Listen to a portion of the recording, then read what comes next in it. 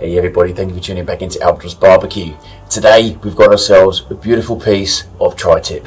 It's been a while since I got the Patagonia grill out, so it's out, it's ready to rock. Let's cook.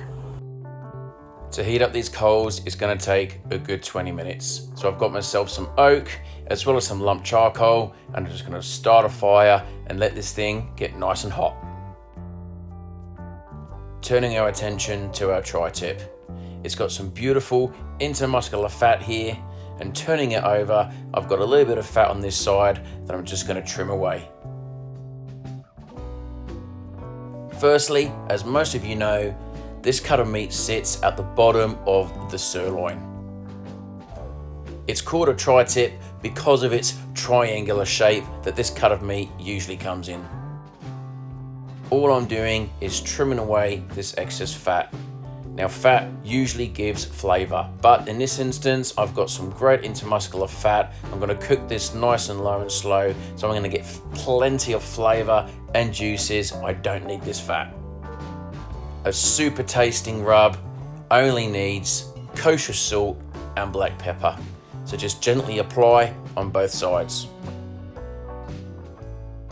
I'm also going to be serving this tri-tip today with a lovely chimichurri sauce. So salt and pepper is all I need. Once I've sprinkled it all over the meat, I'm just going to pick up the piece of meat and dab in the sides to try and pick up as much of that salt and pepper as I can. Whilst your grill is getting up to temperature, just let this piece of meat sit and relax.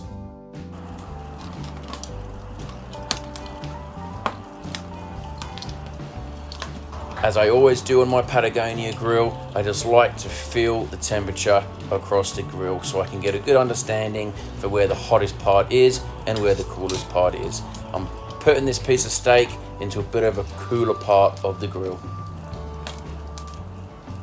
For just a hint of smokiness, I'm also going to throw some mesquite wood into this grill. I love mesquite with a nice piece of steak. A cool winter's night, peaceful fire barbecue, does it get any better than that? So anyway, after 10 minutes, just give your piece of meat a little turn. And what I'm also cooking today are my Peruvian chicken kebabs for my kids. I will leave a link in the description for anyone who is interested in seeing how I make these. If you want to cook this thing hot and fast, you can. However, I'm a bit more of a low and slow person. I like it to cook a little bit lower so I can get that temperature up gradually, and my target temperature is about 125 to 130 degrees Fahrenheit before I lower my Patagonia grill and give the steak a sear. As you can see, I've now moved all of my coals right into the middle of the grill. And as you can hear, it is searing beautifully.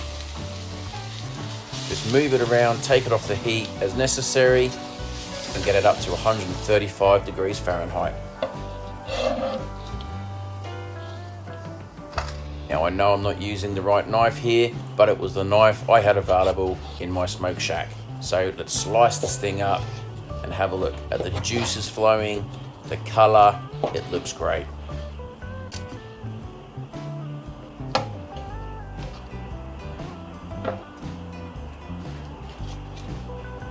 Here's my chimichurri sauce. Again, I'm going to be putting a video on, just a real quick 90-second video for how I make that chimichurri sauce, but just look at that color. For me, that's perfect. I love it. It's looking awesome.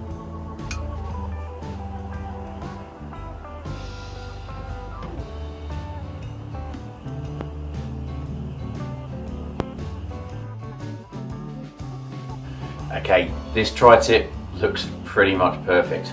Let's cut a bit off and give it, as I always say, the all-important taste test.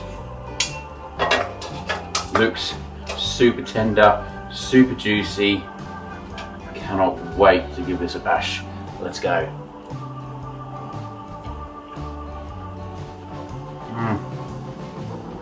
Oh wow. I love steak on its own, salt and pepper. The chimichurri is a completely different dimension. It's definitely one of my favourite dressings on steak, but that is so juicy and delicious. Thanks so much for watching, guys. I've got potato and salad waiting for me inside. I'm gonna go and eat it, so thanks for watching. Catch you later. This tri-tip only cost $13 on special and was 700 grams. That's an absolute steal for the amount of beautiful meat that you get from that cut. And as you can see, my dinner looked delicious. Super easy, super tasty. Dig in, try it, have fun, enjoy the smoke. Thanks for watching.